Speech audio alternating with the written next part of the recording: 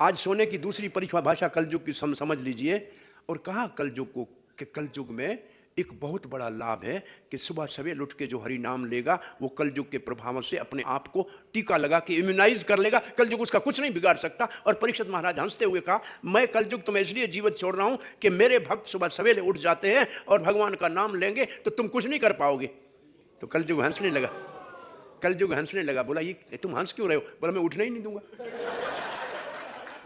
मैं उनको उठने ही नहीं दूंगा। महाराज ये कहां जपेंगे बेचारे। आप बताओ कलयुग उठने देता है लोगों को? तो कलयुग के सोने का ये अर्थ एक नया आज आप याद कर लेना।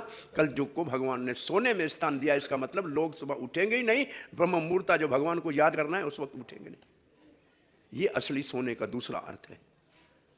क्योंकि आलस निद्रा, और जिनके पास सोना है वो भी किसी काम के नहीं होते। सोने के ऊपर सांप बन के बैठे हुए होते, हिलते भी नहीं है उससे।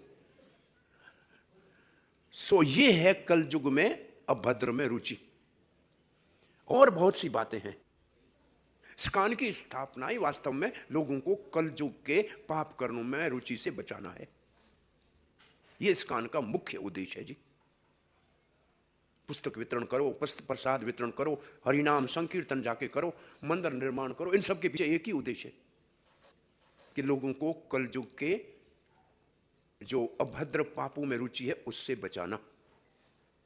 इसका मतलब सही धार्मिक शिक्षाओं का लुप्त होना, उसको विकृत करना, यह कलयुग का सबसे बड़ा दोष है।